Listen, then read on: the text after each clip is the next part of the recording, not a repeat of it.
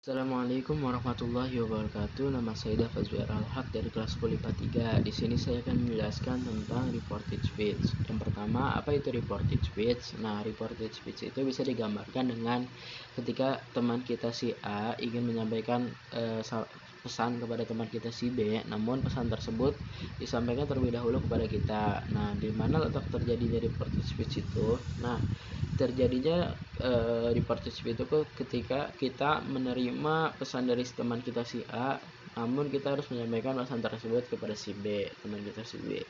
Nah, itulah letak terjadinya. Yang kedua, kapan kita harus menggunakan reported speech? Nah, kalimat reported speech itu bisa digunakan sebagai perintah, sebagai laporan pengamatan, dan juga pertanyaan dan juga pernyataan. Yang ketiga adalah bagaimana kalimat pernyataan di dalam reported speech. Kalimat pernyataan di dalam reported speech. Yang pertama, kita harus mengecek apakah kita harus mengubah kalimat kata ganti atau pronounsnya, kemudian apa ketentuan waktu dan tempatnya, dan juga apa tensisnya. Jadi di dalam reported speech ini kita akan banyak atau sering terjadi pergantian kata ganti atau pronounsnya.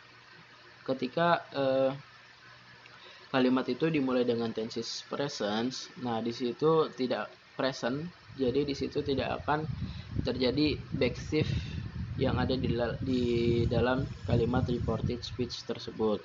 Namun ketika pesan dimulai dengan present past, nah di situ akan sering terjadi backstiff di dalam reported speech itu terjadi.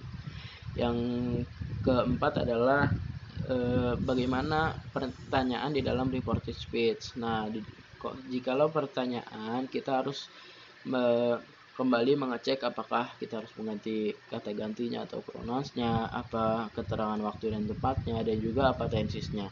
Namun selain itu, kita juga harus mengecek bahwa kita harus mengganti kalimat pertanyaan itu menjadi kalimat pertanyaan yang tidak langsung.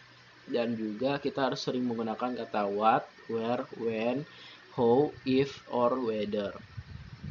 Jadi itulah hal-hal yang harus diperhatikan untuk pertanyaan di dalam reported speech. Dan yang terakhir adalah kalimat perintah di dalam reported speech. Nah, untuk kalimat perintah kita juga harus kembali mengecek apakah kita harus mengganti pronouns atau kata ganti, apakah kita harus apa yang diketahui keterangan tempat dan waktunya, dan juga tenses apa yang digunakan. Jadi untuk menggunakan kalimat perintah, kita harus mengecek hal tersebut terlebih dahulu. Sekian dari saya. Wassalamualaikum warahmatullahi wabarakatuh.